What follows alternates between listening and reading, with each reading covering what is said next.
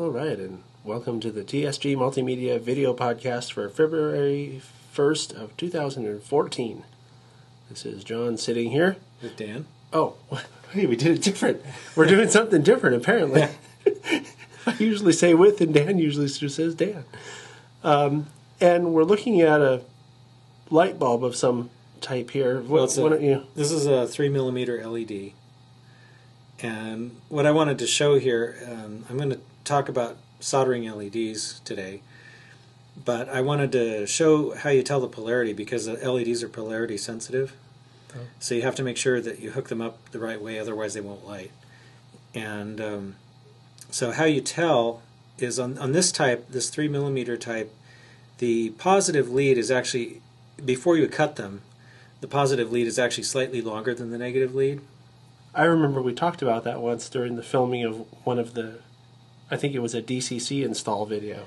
Yeah, and I think I may have covered some of this on one of those too. But anyway, if you trim the leads off, because they're usually too long, and I trim mine off before I do any soldering on these things, and you forget which is which, the easy way to tell with this type is to look at the little pieces of metal on the inside, if you can see them. And if you notice, there's like one is very large. If you look at where the leads come into the LED on the bottom, and then they go inside, and one of the things is it turns into a larger piece of metal, and one of them is a very small piece of metal. So the very small one is on this side over here. Okay, right there it is. Yeah. Well, the smaller one is the positive. So if you're doing a decoder install, that's where the blue wire goes, is to the smaller piece. And your function lead, which would be whatever color is, if it's a headlight, it would be white, or whatever, yeah. Goes to the other one, the larger piece. So in this case, the function wire would go on the left one, and the positive would go on the right side? Right side. Okay. Yeah. I like how they make it very obvious, too, like which is which. Yeah. I thought if you're blind, like I am, you could even just use a little red marker or something, or some color code if you wanted to. You could before you cut them. Right, you could that's mark what I was it. thinking. Yeah, that would be a method also. But knowing me, I'd probably mark them both by accident. But oh no. Yeah. But anyway, that's kind of how you tell. So I try to remember that the blue wire goes to the shorter piece. Okay. On the inside. So now I've clipped the leads, and I've put it in my little holder here so that the positive side is up on top. So I'm going to do that wire first. And first I'm just going to tin the leads so that there's some solder on them. And then I'll take my blue wire and solder that up here. So you've tinned the blue wire off camera as well. Right. Yeah. I'll take a little piece of heat shrink tubing. Don't know what size this is, but it was the smallest size I could find. This is 30 gauge wire, by the way. That's a really thin wire.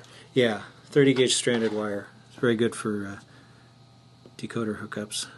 And I'm going to use the shaft of the soldering iron so I don't get the tip messed up, and just apply a little heat to shrink this down.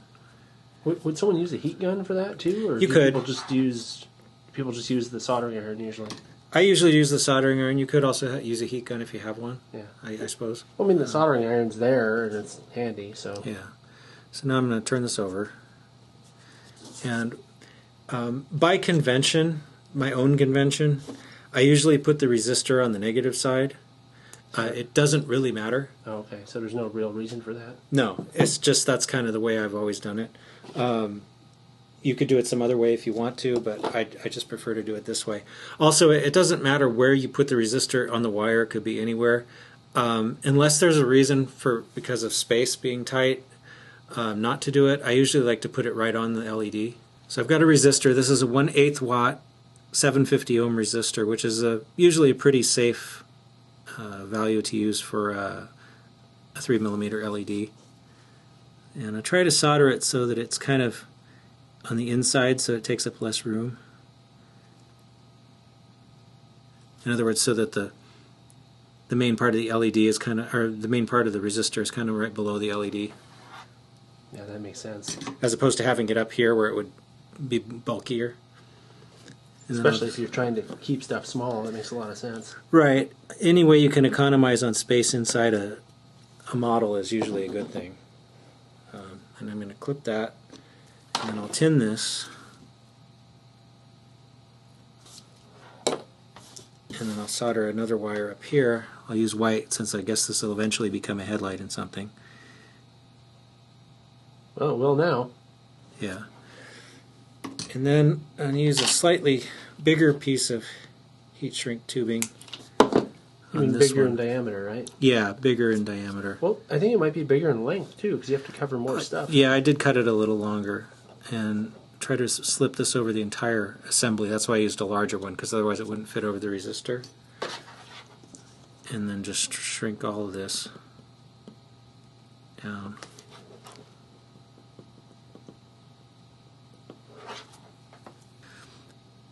And lastly, I'm going to take an even larger piece and stick it over the entire thing.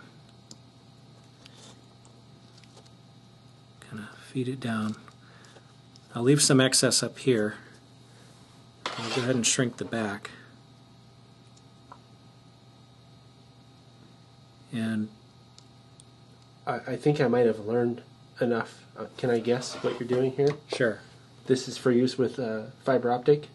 Right, because if you have a fiber optics, what I like to do is also shroud them in another piece of heat shrink tubing. And I don't actually heat shrink it because the fiber optics are plastic and that would be a bad thing and melt it.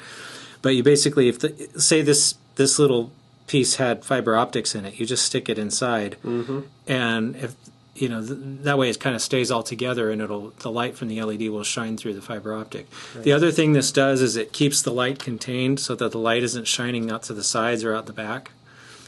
Is there any chance that it might melt it though, like if you run it all day or something? No, LEDs put out very little heat. Okay. That was one of the nice things about them as opposed to using bulbs. Right. I've actually had bulbs melt plastic shell in a model once, which wasn't too fun of a thing to happen. I've never had a problem like that with an LED. They put out very little heat. It's a light-emitting diode. Otherwise, it would be an HED. Yeah, right. Heat-emitting diode. No, they really are very efficient that way. So, anyway, that's how I do a 3mm. Oh, this looks a lot different. Yeah. Now this is another kind of LED. This is actually upside down at the moment. This is a 603 surface mount LED. Yeah, on a piece of painter's tape. That's why it's blue. Right. And the painter's tape is important because this is how I hold it down. It's almost these things are so tiny that it's almost impossible to solder anything to them without having them stuck to something, because otherwise they'll just move around. This is how tiny it is. Yeah, this is like the size of a head of a pin, or actually not even as big as that. That's not my thumb. That's my index finger. Yeah. So this thing's super small. Yeah. But the reason it's a little bit of a pain to do this until you've done a few. But the reason I do it is because you can get a roll of these for about $10 of 100. Okay. A roll of 100 for $10? Yeah. Versus if you buy them with the leads pre-soldered, they're usually $3 to $4 each. Well, Dan, you could solder these all day and make a bunch of money. Yeah, I guess so. So it really does pay. And the wire that you use to make the leads is I use 36 gauge magnet wire, and you have to be if you buy the magnet wire, you have to be careful to buy the stuff that's solderable because it comes with an enameled coating to insulate it. It's too small to have regular insulation, but it has this enameled coating. Oh, so like they paint it on, kind of? Yeah. And the idea is the solderable kind, that coating will burn off really easily, and then it allows the wire to be soldered. If you get the other kind, you can still burn it off, but it can take a really long time to do, and it's a pain. So you just have to pay attention when you're buying it to make sure you get the kind that's solderable. But this is also really cheap. I mean, this is like, I have little rolls here of 1,550 feet each, and I think these cost maybe $10 or less a piece. Wow. And considering that I'm using maybe 4 to 6 inches of this at a time, that's going to last a really long time. You'll be using that in about 10 years probably. Yeah, it could be, you know. Yeah. So anyway, what I want to point out on this one is if you notice there's a little green T.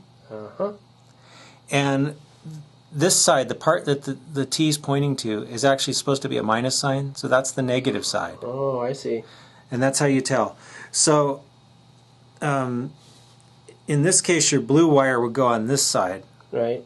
and your function wire would go on the other side. Now, I have not been able to find any magnet wire in blue that's solderable, so I use green for that. But I did find, I actually bought 2 spools because I wasn't able to find all the normal DCC colors, but I found red and green, so I just used red and green because it really does pay to use different colors, because otherwise it's really hard to tell later on which is which. Yeah, you know, I mean, especially if a little bit of solder obscures the T thing. Yeah, well, you don't want to. So. You don't want to bridge the 2 sides, obviously, when you do this. But the way I do this is just to, I get this solderable magnet wire, and then I just tin the wire to burn off the insulation and put just a tiny bit of solder on it. And then what I'll do is I'll put a tiny bit of solder on the LED itself just by putting some on the tip of the iron, and then kind of doing that. Wow, that takes a lot of concentration, doesn't it? Yeah, it doesn't always work the first time either. Sometimes. So that's just to tin the contact, basically? Yeah, and then once you do that, you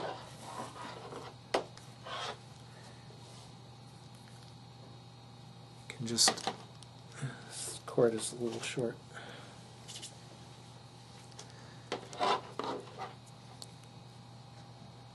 Very carefully bring your wire into contact with that and just heat it up for a second. Don't linger too long.